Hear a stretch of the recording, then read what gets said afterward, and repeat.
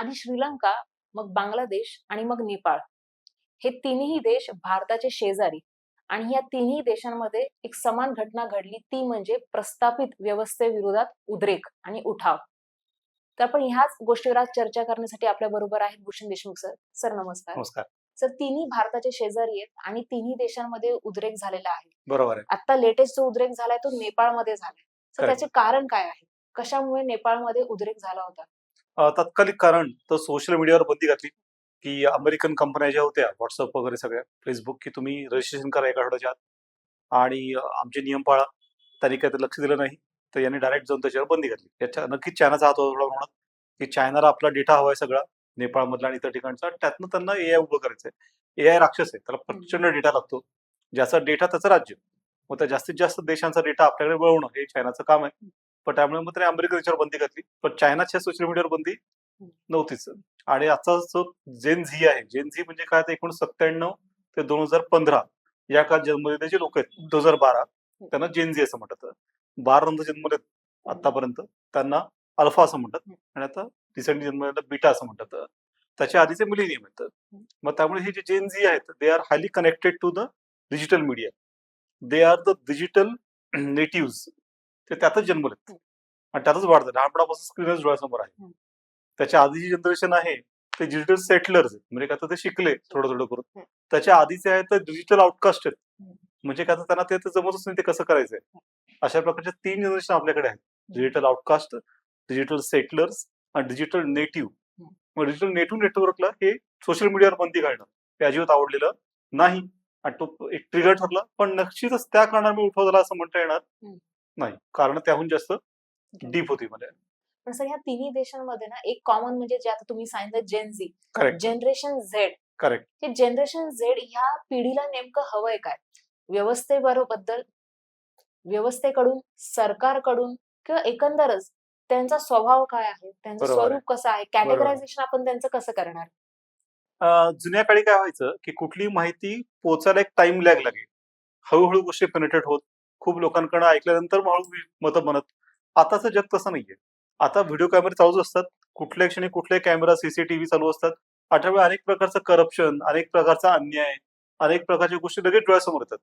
त्यातल्या खऱ्या किती, खोट्या किती किंवा आता हाच्या डीप फेक नावाचे प्रकार आहेत, ते अजून मुद्दे आहेतच. पण आता जेन झी थोडी वेगळ्या प्रकारची पिढी आहे, की ते डायरेक्ट बघते आणि त्याची प्रतिक्रिया पण थेट असतात मग लगेच. आणि विशेष म्हणजे यांचं वैशिष्ट्य असं, की ही पिढी वाचत अशी नाही, ती फक्त बघते. मग त्यामुळे त्यांच्याकडे जुने रेफरन्स नाहीयेत. समजा अनेकांना जेन झी मधलं ना USSR नावाचा देशच ऐकलं नाही त्यांनी. एकीकडे 91 पर्यंत USSRचा देश होता. त्यांनी खूप मोठा जागतिक प्रयत्न केला, की आपण साम्यवादाचं युग आणि जगामध्ये समान उभं करू. अनेकांना माहितीच नाहीये. मग ते एक तसा फायदा पण आहे. त्यांना रेफरन्सच माहिती नाही जुने काही.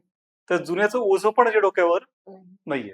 त्या जुन्याचं ओझं नाही आणि त्या अर्थात ते वाचत पण नाही आणि ते बघतात डायरेक्टली. आणि त्यामुळे मग त्यांच्या मनामध्ये कुठेतरी राग आहे, की आपल्याला फसवलं जातंय. आपल्या नावाने इतर कोणतरी राज्य करून सगळी सिस्टम आपल्या हाताशी धरून चालवत आहे. आणि मग त्यांचे रिएक्शन डायरेक्ट आहेत मध्ये, की त्यांना असं काही भीती वाटत नाही, की आपण डायरेक्शन दिल्यावर काय होईल. करण्याचे ते ओझं वगैरे काही नसल्यामुळे ते घाबरत पण नाही कोणाला आणि त्यातने उठाव झालेत असं मला तरी वाटतं. सर हाच मुद्दा नेपाळमध्ये पण झाला का, की जसं तुम्ही म्हणाल, की ही जनरेशन फक्त बघते. बरोबर आहे. मग ह्या जनरेशनने नेपाळमध्ये त्यांचे जे काही नेपो किड्स आहेत त्यांना करेक्ट. फक्त बघितलंय, करेक्ट. की रील्स मध्ये असेल, Instagramवर किंवा YouTubeला, की ते कसे राहतात, करेक्ट. त्यांच्याकडे किती पैसा आहे, किती श्रीमंती आहे आणि म्हणून पण तो भडका उडाला का? एक्झॅक्टली. नेपो किड्स म्हणजे काय, तर नेपोटिझम. नेपोटिझम म्हणजे भाई भतीजावाद. म्हणजे काय, तर आपले पुतणे, भाचे, भाच्या यांना पुढे करायचं, मुला-मुलींना पुढे करायचं, त्यांनाच पुढे आणायचं, त्यांना सर्वोत्तम गोष्टी द्यायच्या. आपल्या नातवाला शाळेत जाण्यासाठी टेस्ला घेऊन द्यायची. अशा प्रकारची कामं करायची म्हणजे. मग हे सगळं बघितल्यावर अर्थात तरुणांना असं वाटलं, की हे काय चाललंय म्हणजे. आपण नेपाळमधला तरुण जो आहे, तो जॉबच्या शोधामध्ये आहे. कारण नेपाळमध्ये खुद्द उद्योगीकरण नाही, कुठलेही जॉब नाहीत. तर त्याला वारंवार स्थलांतर करावं लागतं. जसं भारतामध्ये इतर देशात जावं लागतं. तर मग तो वैतागलेला असतो. इतका सुंदर देश सोडून इतर ठिकाणी जाऊन जगावं लागतं. आणि हे लोक मात्र खूप चांगल्या प्रकारे राहतात. आणि नुसतं राहत नव्हते ते अशा प्रकारे नेपोकिड्स. ते मस्त टाकत होते रील्स. आमचं घर कसं, आमची गाडी कशी, आमची स्टाईल कशी. मग त्याचा राग खूप होता आणि त्या हॅशटॅग चालला तो नेपोकिड्स आणि त्यातनं हा उद्रेक झालाय असं दिसून येतं. सर नेपोटिझम, नेपो किड्स यांच्याबद्दल भारतात सुद्धा एक प्रकारे राग आपल्याला दिसतो. बरोबर आहे. खास करून फिल्म इंडस्ट्री, भारताची जी फिल्म इंडस्ट्री आहे बॉलिवूड, त्याच्यामध्ये नेपोटिझम वर इतका राग आला की मध्यंतरी बरेचसे पिक्चर जे आहेत ते चालले नाहीत फक्त ह्या नेपोटिझममुळे. बरोबर आहे. आणि हे फक्त फिल्म इंडस्ट्रीमध्येच नाही तर राजकारणात सुद्धा दिसतं. मला तर असं वाटतं की फिल्म इंडस्ट्रीपेक्षा राजकारणात नेपोटिझम सगळ्यात जास्त असावं. आणि तेच तसंच आपण इतर कॉर्पोरेटमध्ये पण बघू किंवा बिझनेस हाऊसेस जे आहेत, तर तिथे सुद्धा नेपोटिझम आहे आणि आत्ताच आहे तर असंही नाहीये. ते फार पूर्वीपासूनच आलंय. बरोबर आहे. म्हणजे अगदी आपण प्राचीन ह्याच्यामध्ये पण बघू की जो राजा असेल त्याचाच मुलगा राजा व्हायचा पुढे. बरोबर आहे. मग हे आत्ताच इतका उद्रेक का? नेपोटिझम बद्दल इतका राग का? त्याचं कारण असं मला वाटतं, की पारंपरिक समाजामध्ये ते योग्य होतं. कुंभारचा मुलगा कुंभार आणि चांभारचा मुलगा चांभार आणि गवयाचा मुलगा गवई. पण आता आधुनिक काळामध्ये आपण लोकशाहीमध्ये सर्वांना समान संधी देऊ करतो.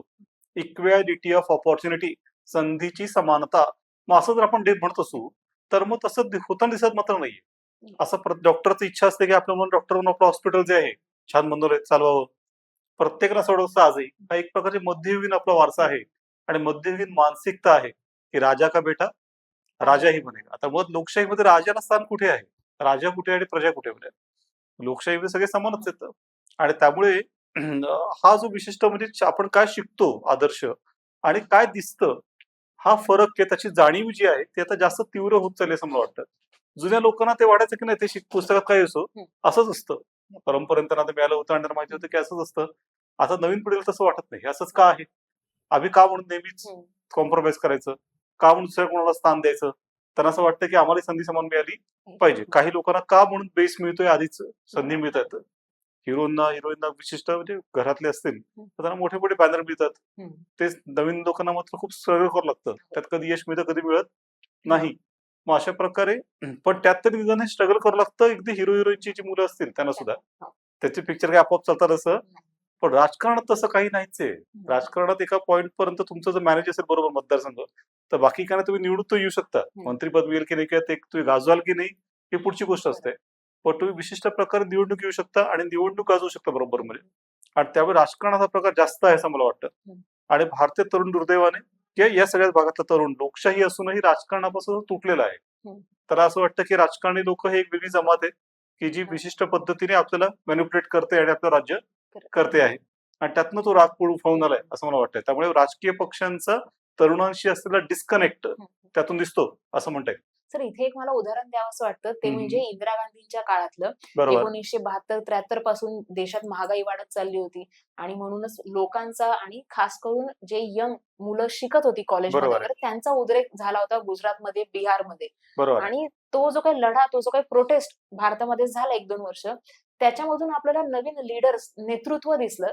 म्हणजे रामविलास पासवान जी असतील किंवा लालू प्रसाद यादव असतील, मुलायम सिंग यादव आहेत, इव्हन नरेंद्र मोदी आहेत. तर मग ह्यांचं ही जी काही फळी आहे, ही या उद्रेकापासून, या प्रोटेस्ट पासून निर्माण झाली होती. बरोबर आहे. तसं भारतात त्याच्यानंतर झालेलं दिसत नाहीये. दिसत नाहीये. की एखादी नवीन पिढी आलीये आणि त्यांचं पूर्वीचं किंवा त्यांचं काहीच राजकारणाशी संबंधित संबंध नाहीये आणि त्यांनी नेतृत्व घडवून आणलंय. तर असंही कुठे दिसत नाही आपल्याला. मग ते का असं का घडत नाही मग असेल? आज अशा जेनझीचा उठाव होईल की नाही, हे समजून घ्यायचं असेल, तर आपल्याला त्या काळात काय झालं, कुठली परिस्थिती थोडक्यात बघितलं पाहिजे. त्याची सुरुवात झाली होती गुजरातमध्ये. गुजरातमध्ये एका हॉस्टेलमध्ये कच्च्या पोळ्या दिल्या होत्या. त्याच्यावरनं मुलांनी आंदोलन सुरू केलं आणि त्याने पाहता पाहता वेग पकडला, पेट पिळलं आणि ते पूर्ण गुजरातभर पसरलं. एक मनीष पटेल नावाचा तरुण होता, नेतृत्व करत होता. त्या आंदोलनाचं नाव होतं नवनिर्माण आंदोलन. आणि त्या नवनिर्माणामध्ये चिमणभाई पटेल हे तेव्हाचे मुख्यमंत्री होते. त्यांना भूमिगत व्हावं लागलं. मुख्यमंत्री अंडरग्राऊंड झाला. अख्खं राज्यच तरुणांनी एक प्रकारे ताब्यात घेतलं आणि त्याची प्रतिक्रिया बिहारमध्ये झाली. मग बिहारमध्येही तरुणांनी आंदोलन सुरू केलं. त्यात लालू होते आजचे किंवा रामविलास पासवान, शरद यादव, नितीश कुमार हे सगळे लोक त्याकडे होते. पण या तरुणांचा काय झाला प्रॉब्लेम, गुजरात असो बिहार, त्यांची आग पसरत चालली होती. त्यांच्याकडे अनुभव नव्हता. पुढे नक्की काय आणि कसं करायचं त्यांना माहित नव्हतं. मग तेव्हा ते जेपींकडे गेले. जयप्रकाश नारायण की ज्यांनी 50च्या दशकामध्ये राजकारणातून निवृत्ती घेतली होती. त्यांना विनंती केली की नेतृत्व आम्हाला द्या. जेपीने 2 अटी टाकल्या. एक, इंदिरा गांधींवर वैयक्तिक टीका करायची नाही. आपण कोणाही व्यक्तीच्या विरुद्ध नाही आहोत. आणि दुसरी, मला कोणतीही हिंसा चालणार नाही. कारण एकदा तुम्ही हिंसा केली की सरकारला दडपायला वेळ लागत नाही. त्याची बदनामी करायला वेळ लागत नाही. तरुणांनी ते मान्य केलं आणि त्यातनी जेपी मुव्हमेंट जिला म्हणतात ती सुरू झाली. जयप्रकाश नारायण, अंधेरे में एक प्रकाश, जयप्रकाश जयप्रकाश असं म्हटलं गेलं. जेपीने तरुणांना काय म्हटलं की तुम्ही आयुष्याची 5 वर्ष देशाला द्या. की तुमचा काय जॉब असेल तो सोडा. आणि एखादं क्षेत्र घ्या, आदिवासी विकास, ग्रामीण विकास, अस्पृश्यता निवारण, स्वच्छता, तुम्हाला वाटेल ते घ्या आणि त्या कामामध्ये 5 वर्ष द्या. का? तर तरुणांना मुळात देशाशी कनेक्ट करणं हे महत्वाचं होतं. तेच जर कनेक्ट नसतील तर ते पुढे जाऊन तरी काय करणार, किंवा ते कितपत त्याच्या येणार, नुसतं तात्पुरतं ठरेल. नाही तर त्यांच्या या आव्हानाला प्रतिसाद म्हणून हजारो तरुणांनी त्या काळामध्ये आपापली कामं सोडली, घर सोडलं आणि ते एकेका क्षेत्राला वाहून घेतलं 5 वर्षासाठी. काही जण 5 वर्ष टिकले, काही जण बरेच पळून आले आणि काही लोकांनी 5 वर्षानंतर सोडून दिलं, पण अनेकांनी 5 वर्षानंतर त्या कामात ते राहिले. त्यातनं आपल्याला अनेक चांगले सामाजिक कार्यकर्ते मिळाले आणि त्यातनेच काही पुढे राजकारणामध्ये पुढे आले आणि त्यातनं आजची राजकारणाची पिढी उभी राहिली. आणि हे लोक अशा खालनं वरती आलेत, ते रेपो किड्स नाही आहेत. ते विविध क्षेत्रात त्यांनी कामाला सुरुवात केली आणि त्यातनंच ते पुढे आले आणि खूप फायदा भारताला झाला. पण त्यानंतर आपण बघितलं तर असं कुठलंही मोठं आंदोलन झालं नाही. किमून 1991 नंतर जागतिकीकरणाचं युग आलं आणि जागतिकीकरणाचा दुर्दैव प्रॉब्लेम असा आहे की ते सेल्फ सेंट्रिक आहे. सेल्फी म्हणतो आपण, सेल्फी मध्ये सेल्फिश, की मोबाईल समोर स्वतःला बघायचं आणि कसं दिसतो आपण, म्हणजे तो आपल्याला बघतो, आपण त्याला बघायचं. तर असं प्रतिबिंब टाकणारं फक्त युग आहे आणि त्याच्यामुळे हे आयसोलेशन जे आहे, एक दुरावा जो आहे, अलिनिएशन, ते वाढत चाललं आहे आणि त्या तरुणाई खरोखरच या सगळ्या प्रश्नांपासून काही प्रमाणात दूर गेले आणि त्यातून ते तिच्यावरच फ्रस्ट्रेशन, त्यांना कळतंय की आपण दूर गेलोय. त्याचाच फायदा घेऊन काय होतंय की राजकारणी तरुणांना मॅनेज करायला बघतात मग आणि स्वतःचं वय किती मोठं झालं ते सत्ता सोडायला तयार होत नाही. त्यांना कॉन्फिडन्स असतो की हे काही वाचत नाहीत, त्यांना आपण सहज मॅनिप्युलेट करू. सर, तुम्ही जसं म्हणाला की त्याच्यानंतर म्हणजे त्या इंदिरा गांधींच्या काळातला जे उद्रेक होता त्याच्यानंतर असा कुठलाही उद्रेक झालेला नाही. बरोबर पण आहे. सर 2013च आपण उदाहरण घेऊ शकतो बरोबर आहे. की अँटी करप्शन मुवमेंट जी होती किंवा करेक्ट. अण्णा हजारेंची जी चळवळ होती, पण त्याच्यामध्ये एक असं जाणवतं की जेपी सारखा नेता तेव्हा नव्हता आणि म्हणून कदाचित जी नवीन पिढी आहे बरोबर आहे. त्यांना एक असं गाईडन्स, मार्गदर्शन करणारा माणूस कोणी तिथे लाभला नाही. जसं जेपी तेव्हा म्हणाले की 5 वर्ष द्या, तसं इथे कोणी नव्हतं म्हणणार. बरोबर आहे. अण्णा हजारे होते पण त्यांचे मुद्दे वेगळे होते, सगळं वेगळं होतं. पण असा जर एखादा नेता आत्ता असता, तर कदाचित 2014 पासून आतापर्यंत आपल्याला एक पुन्हा नवीन पिढी बघायला मिळाली असती नेतृत्वाची. ही संधी कायमच असते. तरुणांमध्ये प्रचंड ऊर्जा असते. त्यांनी ठरवलं तर ते जग उलथं करू शकतात. त्यामुळे अण्णा मुवमेंट मध्ये काहीच झालं असं नाही. आप नावाचा पक्ष उभा राहिला, त्यांनी दिल्लीची सत्ता मिळवली. आता पंजाबमध्ये गव्हर्नरची सत्ता आहे. अरविंद केजरीवाल हा नेता पुढे आला आणि काही काळ त्यांनी खूप आशा दाखवली की माझ्यात काही नवीन काहीतरी माझा कार्यक्रम आहे, मी करप्शनच्या पूर्णपणे विरुद्ध आहे. पण भारतासारख्या देशात काय होतं की असं आपण म्हणता म्हणता कधी लोक प्रवाहपतीत होतात ते सांगता येत नाही. शीश महल उभे राहतात. मी तर प्रतिभासात ऑब्झर्व केलं की आप तर काय करतं की आपल्या राज्यसभेची सीट जी असते ती प्रॉपर बिझनेसमॅनला विकतं. जसं शिवसेना पूर्वी करायची तसंच प्रकार की पैसे देऊन ते विकतात. मग आता तेच करायचं तर मग काय फरक आहे, सगळे बाकीचे पक्ष तेच करतात. पण अशा प्रकारे मग तरुणांच्या याच्यामुळे ते पक्ष उभे राहिले खरे. पण हे लोकपाल, आता लोकपाल आंदोलन केलं तेव्हा मेणबत्त्या घेऊन रस्त्यावर आले, अनेकांनी नावं ठेवली की हे लोक रस्त्यावर आलेत. तर चांगली गोष्ट होती ऍक्च्युली, आलं पाहिजे. लोक रस्त्यावर येणं खूप महत्वाची गोष्ट आहे. लोकशाही पद्धतीने आंदोलन झाली पाहिजे तर लोकशाही जिवंत राहते. आंदोलन हा लोकशाहीचा प्राण एक प्रकार आहे. पण लोकपालचं पुढे काय झालं मग, त्याचे प्रश्न विचारले का? मग एक प्रकारे ते फसवणूक झाली म्हणजे की काहीतरी जादूची छडी फिरणार आहे आणि लोकपाल नावाचा येऊन सगळी सिस्टम क्लीन करणार आहे. कुठे काय झालं? तसंच पुढचा एक प्रयोग म्हणजे डिमॉनिटायझेशन केला, त्यातने काय झालं नाही. मग अशा प्रकारे संधी तर भरपूर आहे अजूनही. मात्र दुसरीकडे तरुण खूप आहेत. सध्या भारत हा जगातला सर्वात तरुणांचा देश आहे. काही लोक तर म्हणतात की हिंदुस्थानच्या ऐवजी आपण यंगिस्तान असंच म्हटलं पाहिजे. तर चांगली गोष्ट आहे आणि हा रिसेंटली तरुण झालेला लोक आहेत. मग असं असेल तर तरुणांचं राज्य असलं पाहिजे. पण दुसरीकडे हे तरुण प्रश्नांशी कनेक्ट असले पाहिजेत. ते जर डिस्कनेक्टेड असतील तर जरी ते एकत्र आले, काही काळ तरी खळबळ जरी माजवली, तरी सुद्धा त्यांना मॅनेज करणं, त्यांना पडद्यामागे ढकलणं, त्यांच्यामध्ये फूट पाडणं हे अत्यंत सोपं जाईल. सर, आता त्याचंच एक उदाहरण आपल्या देशात चालू आहे, ते म्हणजे युनियन टेरिटरी लडाखमध्ये. तर बरोबर. लडाखमध्ये सुद्धा जेएनझी उतरलेली आहे. पण तिथे आता जेएनझी उतरतीये, त्यांना एक नेता सुद्धा आहे, पण त्या नेत्यालाच अटक जर करण्यात आली, मग बरोबर. आता हे जेएनझीने जावं कुठे? नाही तसं काय नाही. नेत्याला अटक ही चांगली गोष्टच आहे लोकशाहीमध्ये. तो अजून मोठा होतो. अण्णा हजारेंना अटक करून काँग्रेस सरकार पडलंय. त्यामुळे खरं तर सोनमला अटक करणं ही एक प्रकार शारीरिक चूक होऊ शकते, जी दीर्घकाळात कळलंच आपल्याला का होईल. मग सोनमने सर्वात जास्त सरकारला सोनमचा राग कुठल्या मुद्द्यावर आला, तर सोनमने ते झाल्या असं म्हटलं लडाख मधलं हे की हे जैन झीचं आंदोलन आहे. ते सरकारला वाटलं खूप की मग लडाखवर येऊ शकतं, जिथे एकदम शांत बौद्ध प्रदेश येतो, शांत लोकांचं आहे, जिथे आधी कुठला असा इतिहास नाहीये, तिथे होऊ शकतं. दिल्लीत व्हायला काय वेळ लागतोय? दिल्लीत असंही म्हणजे सगळे बंडखोर लोक आहेत. पण मग अशा प्रकारे मग त्याचं म्हणणं बरोबर आहे पण की त्यांनी 5 वेळा उपोषण केलं होतं. त्यांनी लेह ते दिल्ली पदयात्रा काढली होती. शांततापूर्ण मार्गाने जे जे करायला पाहिजे जो सगळं त्यांनी केलेलं होतं. त्यांच्या मागण्या मान्य करायच्या की नाही पुढचा मुद्दा आहे. त्यातल्या किती व्यवहार्य आहेत हा पण वेगळा मुद्दा आहे. मुद्दा काय होता की संवाद चालू ठेवला का? बरोबर. तर दुर्दैवाने संवाद चालू ठेवला नाही. नाही. संवादच केला नाही. आरोग्यच दाखवला हं. की तुम्ही कोणीच नाही आहात. तुम्ही नथिंग. हं. हेच सोनम वादी सरकारचे फेव्हरेट होते. तरी केंद्र सरकारने एका कमिटीत त्यांना घेतलं होतं. महाराष्ट्र सरकार देवेंद्र फडणवीस सरकारने त्यांना शैक्षणिक सल्ला देण्यासाठी एका कमिटीमध्ये अपॉइंट केलं होतं. म्हणजे आधी फेव्हरेट होते. ते असं नॉन फेव्हरेट होणं हे धक्कादायक होतं. आणि त्यातनं मग तरुणांचा उद्रेक दिसून आला. त्यांचा पहिला हल्ला हा बीजेपी ऑफिसर होता लेहमधल्या. हाही बघणार काय? तर मग असं जर असेल तर मग हा संवाद चालू नाही ठेवला तर काय होऊ शकतं याचं उदाहरण आहे की जो अगदी शांत प्रदेश आहे तिथेच उठावू शकतो. तर निश्चितच हा कुठेही होऊ शकतो. तर हे तुम्ही जे म्हणताय की संवाद चालू ठेवणं गरजेचं आहे. पण मग याच्यासाठी हेही गरजेचं आहे का, की जे संवादासाठी एका टेबलला जी लोकं बसलेत, ते वयाने खूपच मोठी आहेत. हो. म्हणजे जे राज्यकर्ते आहेत, बरोबर त्यांनी आहे. आज वयाची 75 गाठली, 80 हो, हो, गाठलेली. हो. ते वयाने खूप मोठे आहेत आणि पलीकडे टेबलच्या जी लोकं आहेत, ती 20, 22, 25 वर्षाची आहेत. मग करेक्ट. हा जो जनरेशन गॅप आहे, तो या संवादामध्ये पण दिसून येतो का? कारण की 2014 नंतर किंवा इव्हन आधी पण बरेचदा युनिव्हर्सिटीजमध्ये उद्रेक झालेले दिसले. जे-एन-यूमध्ये वगैरे झालेला आहे बरोबर आहे. आणि हो. तिथे सुद्धा तसंच झालं, की संवाद साधता आलेला नव्हता. बरोबर आहे. कुठलातरी आरोप करायचा, मुलांना अटक करायची किंवा बरोबर आहे. कुठल्यातरी कायद्यामध्ये आणायचं, कायद्याअंतर्गत किंवा नियम बदलायचे आणि मग हा जो संवाद आहे, तो यामुळेच होत नाहीये का, की एका साइडला जे आहे ते खूपच वयस्कर आहेत?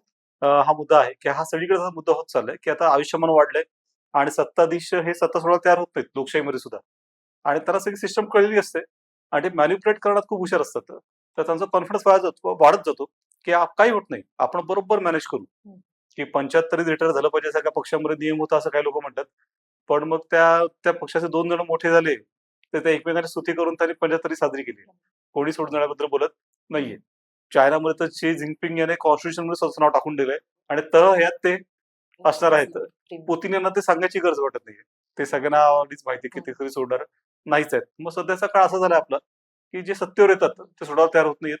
मग अशा प्रकारे नॅचरल जे ट्रान्झिशन झालं पाहिजे, की एका पिढीकडून दुसऱ्या पिढीकडे सत्ता गेली पाहिजे. तशी काहीशी जात नाहीये आणि विशेषतः म्हणजे आता 75, 80, 90 सुद्धा लोकं ॲक्टिव्ह होणार असतील, तर तरुण पिढीला सत्ता मिळणार कधी?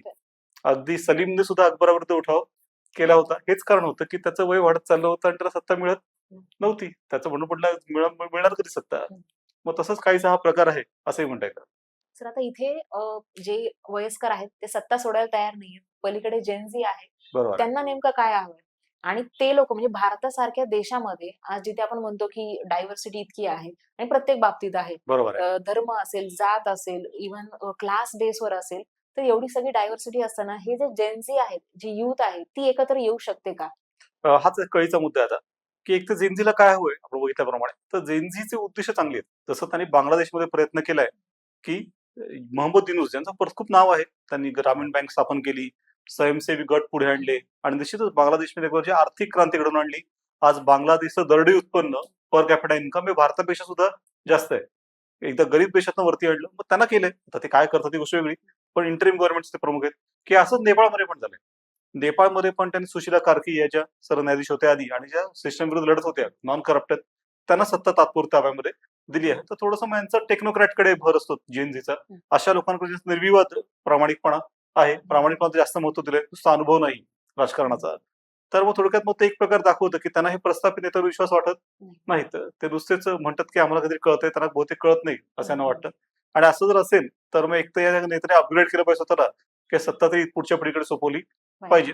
बाकी भारतामध्ये हे तरुण एकत्र येतील का? तर मला वाटतं तुम्ही म्हटल्याप्रमाणे जातीपातीचं राजकारण किंवा मग धार्मिक राजकारण त्याच्यामध्ये फूट पाडणे, लव्ह जिहादपासून हजार प्रकारच्या गोष्टी येतात आणि या प्रकारे सगळ्यांना विखरून ठेवलं आणि फाडाफोडी करून ठेवली, तर ते एकत्र येत नाहीत. अगदी महाराष्ट्रामध्ये बघितलं तरी सुद्धा अगदी स्पर्धा परीक्षा करणाऱ्या तरुणांना आता पार्टी, सारथी, अमृत, तारती, महाज्योती अशा प्रकारे असं विभाजन टाकलंय, की ते काय एकत्र येतील म्हणजे बरोबर. आणि त्यामुळे मग इतकं सोपं नाहीये ते, असं मला वाटतं. सर इथे एक अजून एक मुद्दा येतो तो म्हणजे या देशांमध्ये नेपाळ असो, श्रीलंका असू देत, बांगलादेश इव्हन बरेचसे बाहेरचे मध्ये फ्रान्समध्ये पण घटना घडली होती, की प्रस्थापित व्यवस्थेविरोधात जर उठाव करायचा असेल, तर त्याच्यामध्ये एक अजून एक कॉमन गोष्ट दिसते ती म्हणजे हिंसाचार, बरोबर, व्हायलन्स. बरोबर. तर हे आता कुठेतरी सिस्टम किंवा कुठेतरी ट्रेंड बनत चाललेला आहे का? हे दुर्दैवी आहे, की अशा प्रकारे खरं तर आंदोलन लोकशाहीसाठी आवश्यक आहे. मगाशी बघितलं आपण अशा प्रकारची आंदोलनं स्ट्रिक्टली जसं जेपींनी अट टाकली होती की कुठलीही हिंसा मी चालवून घेणार. नाही. तर खरं तर सोनमची पण ती अट होतीच, सोनम वांगचुक यांची. पण त्यांनी स्वतः हिंसाचार नव्हता केला. विशेष बघण्यासारखं आहे की हं. मुलांनी आंदोलन केलं तेव्हा पोलिसांनी गोळीबार करून मुलांना मारलंय. तरी कुठल्या पोलिसांना मारलं नाहीये. हं. खरं तर चौकशी याची झाली पाहिजे की गोळीबारचा आदेश दिली. कोणी दिला, की का मुलांवर गोळीबार करण्यात आला जरी त्यांनी कुठे हिंसा केलेली हं. नव्हती. त्यामुळे कदाचित सरकारच हिंसा हवी होती. हं. एखादं आंदोलन दडपायचं असेल तर त्याला हिंसक ठरून दडपता येतं. हं. आणि दुसरीकडे मग नेपाळमध्ये तरुणांचं काय म्हणणं आहे की आमचं कुठलं हिंसा करायचं हे नव्हतं. काही लोकांनी त्याचा गैरफायदा घेतला. माणसं पाठवली आणि हिंसा घडवून आणली. आणि एकदा हिंसेचा असा ट्रिगर असतो, ती जर चालू झाली की बरंचसं थांबवता येत नाही. नाही. दुर्दैवाने बांगलादेशमध्ये पण काय झालं की सुरुवातीला शांतपणे वाटत आंदोलन पाहता पाहता हिंसक स्वरूप धारण हं. केलं. म्यानमारमध्ये तर तरुण पिढी आणि ते जुंटा नावाचे मिलिटरी राजे त्यांच्यात तर सारखा लढा चाललाय, सशस्त्र युद्ध चाललंय मोठं. तर मग अशा प्रकारे हिंसेचा मुद्दा जो आहे त्याच्या तरुणांनी विचार केला पाहिजे की हिंसा किती अट्रॅक्टिव्ह वाटली, हिरोईक वाटली, तर त्याच्याने कुठलंच यश मिळता येत नाही, की यश मिळालं तरी ते टिकत मात्र नाही. नाही. आणि त्यामुळे संवादाचा मार्ग, सगळ्यांना बरोबर घेऊन जायचा मार्ग आणि शांततेचा मार्ग सोडता कामा नाही. आणि सुदैवाने भारताची लोकशाही तेवढी बळकट आहे. आपल्या इन्स्टिट्यूशन जरी आता गंज चढत असला आता, तरी ते अजूनही आहेत, टिकून तर आहेत. आणि तुम्ही त्यामुळे त्या संस्थांवर विश्वास ठेवून काम केलं तर चांगलं. मी हिंसाचाराचा प्रश्न हां, याच्यासाठी हां. विचारला कारण की आजकाल जर आपण मूव्हीज बघितले बरोबर किंवा आहे. वेब सिरीज बघितले तर ह्या सगळ्यांमध्ये ना हिंसाचे जे प्रकरण आहेत ते बरोबर आहे. वाढत जे दृश्य आहेत सीन्स बरोबर आहे. हे जास्त दाखवले जातात. हो, हो. आणि एक त्याला असं एक्सप्लेन केलं जातं की लोकांना हेच आवडतंय. बरोबर आहे. म्हणजे जी काही नवीन पिढी आहे त्यांना हेच आवडतंय. आता जर आधीच्या जमान्यातले किंवा आमचे आई वडील वगैरे तर त्यांना ऑब्व्हियसली हिंसा आवडणार नाहीये. नाही, करेक्ट. मग हिंसा जर त्यांना आवडतंय तर ते स्वतः पण हिंसक बनणार आहेत का किंवा बनतायत का? म्हणून मी हा हिंसाचाराचा प्रश्न विचारला, की जर असा उद्रेक भारतात होतोय किंवा बरोबर आहे. भारताच्या कुठल्याही कोपऱ्यात होतोय, तर इथे पण हिंसा होईलच का? मला असं वाटतं की ओव्हरऑल भारतीय माणूस हे हिंसेला तितकंसं सपोर्ट देत नाही. अहिंसेकडे वळणार आहे. ही जी म्हणजे ओ-टी-टीवर काय झालं सेन्सॉरशिप नाहीये. त्यामुळे सुरुवातीला ते एकदम म्हणजे भर आला, एकदम लाट आली, की खूप हिंसा, सेक्स दाखवायचा. पण पुढे लक्षात आलं की तसं चालतं तसं काही नाहीये. हं. उलट लोकं नाही बघत मग. नाही. त्यामुळे शेवटी आता पंचायत, गुल्लक हां. अशा प्रकारचे वेब सीरीज चालतायत. त्यातनं सुद्धा चाललं की लिमिट आहे. हं. त्यामुळे मग त्याच्यावर निष्कर्ष काढता येणार नाही एका टोकानंतर याच्यानंतर. आणि असे हिंसेचे जे राजकारण आहे, त्याच्यासाठी वेगळ्या जसं नक्षलाईट बघूयात आपण. नक्षलवाद्यांनी इतकी वर्ष हिंसा केली, बरं. की तेवढा त्याग केला, एवढं सगळं केलं. काय झालं? हं. तसं त्यांना काहीच करता आलेलं नाही. नाही. शेवटी ते संपायला लागले तर. हं. तो एक धडा आहे मोठा, की हिंसेच्या राजकारणात जरी त्यांची उद्दिष्ट किती चांगली वाटली, तरी ते जे हिंसेच्या मार्गाने साध्य करणार असतील, हं. तर त्या उद्दिष्टांना काही अर्थ राहत नाही. नाही. ते तुम्ही हिंसेने पटवून देणार असाल, तर ती तुमच्या मुद्द्यात दम नाही म्हणून तुम्हाला हिंसा करावी लागते याचा अर्थ काढावा लागेल. हां. पण तुमची मग तर चांगली हिंसा असेल तर हां. ठेवा ना तुम्ही पण म्हणजे. जर हिंसाचार तर दिसतोच आहे आणि आता समजा लडाखमध्ये पण झालेलंच आहे. लडाखमध्ये हिंसाचार एकतर्फी झालाय. हां, पण तो दुतर्फी झालेला नाहीये. हां, पण जरी आपण समजा एकतर्फी झाला असेल आणि तो सरकारकडूनही झाला असेल, बरोबर आहे. तरी आपण तिथे महात्मा गांधींना पण आणायला हवं का? की महात्मा गांधींनी जो मार्ग दाखवलेला आहे, भारताला तर दाखवलाच आहे, पण तो जगाला दाखवलाय आणि त्यात तोच मार्ग आपण विसरत चाललोय का आता? तुझं म्हणणं बरोबर आहे. हा खूप इंटरेस्टिंग चर्चा आहे, की काय झालं, की महात्मा गांधींची चळवळ केली. तिचं रिफ्लेक्शन आपण श्रीलंकेत बघितलं.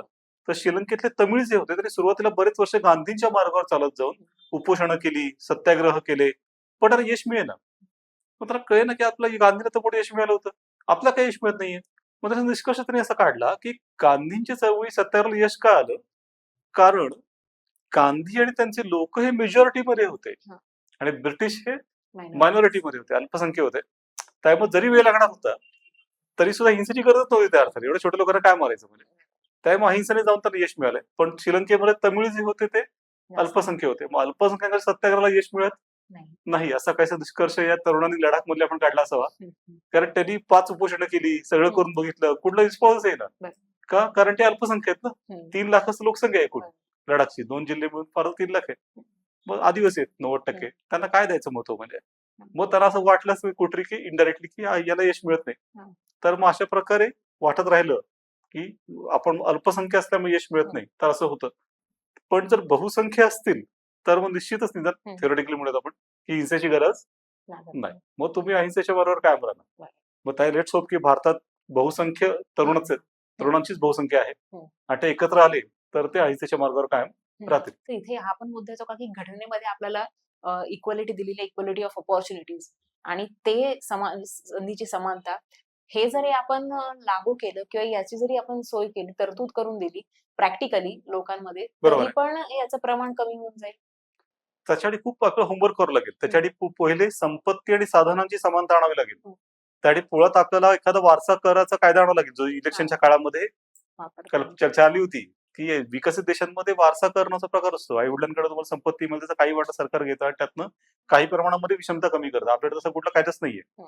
तुम्ही साधं गिफ्ट हे लेटर बनवून देऊ शकता संपत्ती. कोट्यवधी संपत्ती मिळू शकते. ते काही लॉटरीच आहे की. हं. लॉटरीमध्ये सरकार कर घेतं. या लॉटरीमध्ये कुठलंच कर नाही. मग विषमता सिस्टमॅटिक बनते. की सिस्टममध्येच विषमता तयार होते. लोक जन्मतःच श्रीमंत हे गरीब असतात. आणि मग तेच त्यांचं कॅरियर होतं पूर्ण आयुष्य. हं. आता जे लोक विषमतेने सुरुवात करतात, त्याचा अंत सुद्धा विषमतेमध्ये होणार का समानतेमध्ये होणार? स्पर्धेची सुरुवातच विषमतेपर्यंत, अंत पण विषमता विषमतेमध्येच होणार ना. तर हं. जोवर आपण ह्याच्या प्रकारे सिस्टमिक विषमता जी आहे ती कमी करत नाही, की त्यावर काम करत नाही, तोवर मग संधीची समानता प्रस्थापित होणार नाही. मग दुर्दैवाने त्याबद्दल कोणी बोलायला पण तयार होत नाही. नाहीये. बोललं की बोललं जातं की नाही, हम आपके घर में आके आपकी गाय बैल लेके जाएंगे, आपका मंगलसूत्र खींच लेंगे. आता करता खूप महत्वाचा मुद्दा आहे ना, की वारसा हक्कने जे संपत्ती विषम निर्माण होते, त्याच्याकरता आपण बोललं पाहिजे. त्यावर काहीतरी उपाय शोधून काढला पाहिजे. त्यावर चर्चा घडून आणली पाहिजे. पण तसं होत नाहीये. तर नेमका हाच मुद्दा नेपाळमध्ये पण आणि बांगलादेशमध्ये पण ट्रिगरिंग पॉइंट ठरलेला आहे. एक्झॅक्टली, की एक्झॅक्टली. तिथे पण तिथल्या तरुणांना अपॉर्च्युनिटीज मिळालेल्या नाहीयेत करेक्ट, किंवा त्यांनाही तेच लक्षात आलं की कुठल्या तरी एकाच गटाला त्या अपॉर्च्युनिटीज जात आहेत. करेक्ट. तर त्या आता नेपाळ, बांगलादेश, श्रीलंका हे तीनही शेजारील देश भारताचे एकेकाळी खंदे समर्थक पण होते भारताचे. हो, हो. आणि आता अशी सिच्युएशन आली की तिघांमध्येही एक एक्झॅक्ट किंवा असं आपण म्हणू की सिस्टमॅटिकली असं कुठलंही गव्हर्नमेंट नाहीये तिथे. करेक्ट. आता ही भारतासाठी किती चिंताजनक बाब आहे. खूपच चिंताजनक बाब आहे. कारण हे आपलं एक प्रकारचं बफर झोन आहे. हे आपले शेजारी आहेत सगळे. हं. पण आता हेच सगळे पेटले असतील, तिथे अस्थिरता आली असेल, तर त्या अस्थिरतेचा परिणाम हा आपल्या देशावर पण होणार निश्चितच. आणि त्यामुळे आपल्याला आता म्हणजे पाकिस्तानमध्ये तर ऑलरेडी समस्या भरपूर आहेत. अंतर्गत युद्धच चालले पाकिस्तानमध्ये. कधी ती टीटीपी नावाची संस्था दहशतवादी सत्ता ताब्यात घेईल पाकिस्तानमध्ये, कोणी सांगू शकत नाही. मग अशा प्रकारे अख्खं सर्कल आपलं हे सर्कलच्या मध्ये आपण उभे आहोत. तर आपल्यासाठी खूपच गंभीर गोष्ट आहे. फक्त एक या त्यातला समस्या म्हणजे संधी अशी आहे, की चीनचा जो यांच्यावरचा प्रभाव होता, तो आपल्याला कमी करायची संधी आहे. कारण तरुणांना नेपाळमध्ये भारताचाही राग आहे, पण त्याहून जास्त राग हा चीनचा आहे. चीन तर पूर्ण त्यांना एखाद्या बाहुल्यासारखं नाचायला बघत होतं. मग ती संधी आपल्याला घेता येईल. म्हणजे आता असं म्हणू शकतो आपण की एकेकाळी अरब स्प्रिंग नावाची जी चळवळ उभी राहिली हं, हं. होती अरब कंट्रीजमध्ये, गल्फ बरोबर आहे. कंट्रीजमध्ये, तर तसंच प्रकार आता साऊथ एशियामध्ये पण दिसायला लागलाय.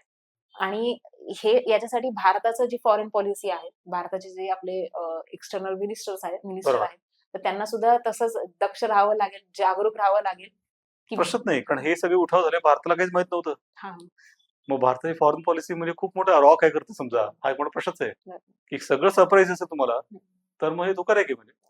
याची डिटेलिंग आपल्याला माहिती पाहिजे होती, की कोण करतंय, कधी होणार आहे. ते आपल्या दुर्दैवाने माहिती काय आपण तसं सांगू त्यांना सांगू शकायला पाहिजे होतं, की असं होणार आहे. तसं काहीच झालं नाही. तर या चर्चेतून एक गोष्ट नक्की सिद्ध होते, की भारताच्या शेजारील देशामध्ये नक्कीच काहीतरी बिनसलेलं आहे आणि ते जे बिनसलंय ते जेन झीला आवडलेलं नाहीये. तुमच्या घरी जर कोणी जेन झी असेल, तर त्यांना नक्कीच विचारून बघा, की त्यांना सरकारकडून, व्यवस्थेकडून, भारताकडून काय अपेक्षा आहेत आणि हेही विचारायला विसरू नका, की त्यांना घराकडून काय अपेक्षा आहेत. नाहीतर असं व्हायला नको, की जेन झीचा उद्रेक हा घरापासूनच सुरू होईल. धन्यवाद.